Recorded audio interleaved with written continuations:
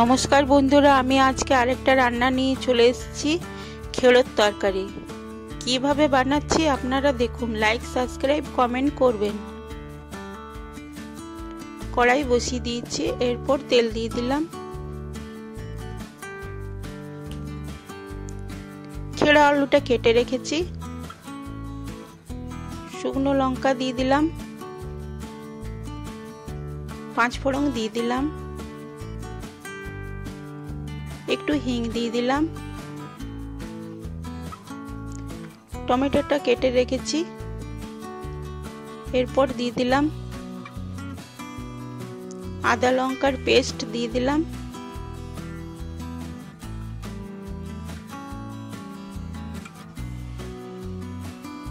নুন দিয়ে দিলাম,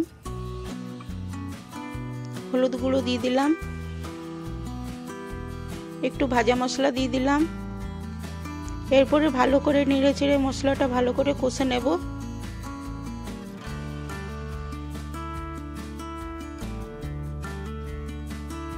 ভালো করে কষানো হয়ে গেলে চিনি দিয়ে দিলাম।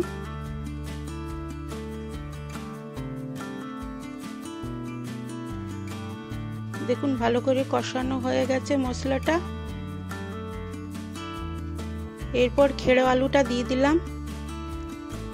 ছোলার ডালটা আগে থেকে ভিজিয়ে রেখেছি, ওইটাও দিয়ে দিলাম। ছোলা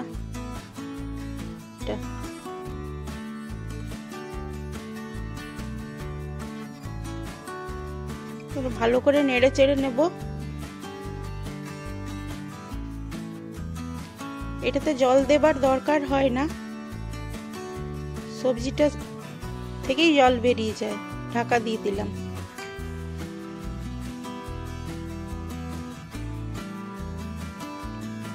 দেখুন কি সুন্দর তরকারিটা কষানো হয়ে গেছে।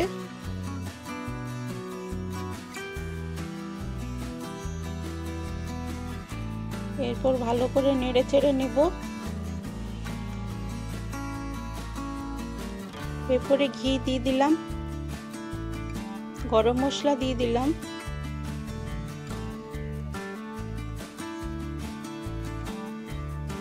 আর এবার নেড়ে চেড়ে নেব।